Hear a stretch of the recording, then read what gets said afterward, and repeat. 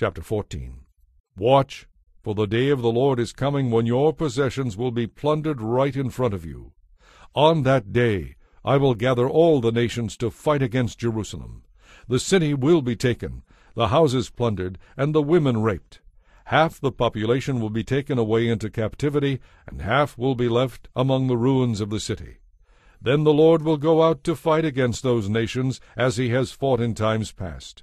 On that day his feet will stand on the Mount of Olives, which faces Jerusalem on the east, and the Mount of Olives will split apart, making a wide valley running from east to west, for half the mountain will move toward the north and half toward the south.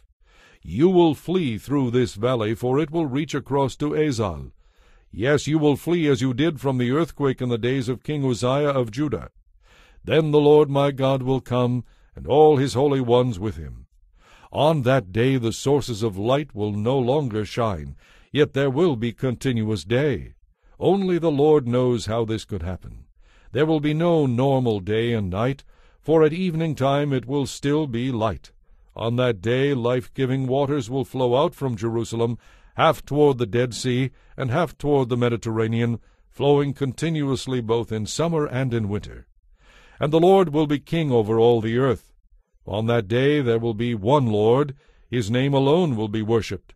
All the land from Geba, north of Judah, to Rimmon, south of Jerusalem, will become one vast plain. But Jerusalem will be raised up in its original place, and will be inhabited all the way from the Benjamin gate over to the site of the old gate, then to the corner gate, and from the tower of Hananel to the king's wine presses. And Jerusalem will be filled, safe at last, never again to be cursed and destroyed. And the Lord will send a plague on all the nations that fought against Jerusalem. Their people will become like walking corpses, their flesh rotting away. Their eyes will shrivel in their sockets, and their tongues will decay in their mouths. On that day they will be terrified, stricken by the Lord with great panic. They will fight against each other in hand-to-hand combat. Judah, too, will be fighting at Jerusalem.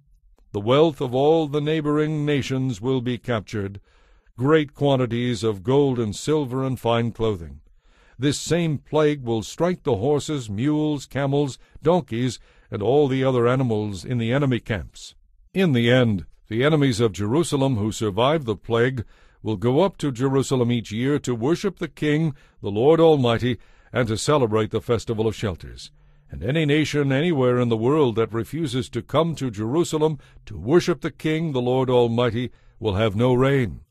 And if the people of Egypt refuse to attend the festival, the Lord will punish them with the same plague that he sends on the other nations who refuse to go. Egypt and the other nations will all be punished if they don't go to celebrate the festival. On that day even the harness bells of the horses will be inscribed with these words, "Set apart as holy to the Lord." And the cooking pots in the temple of the Lord will be as sacred as the basins used beside the altar. In fact, every cooking pot in Jerusalem and Judah will be set apart as holy to the Lord Almighty. All who come to worship will be free to use any of these pots to boil their sacrifices. And on that day there will no longer be traders in the temple of the Lord Almighty.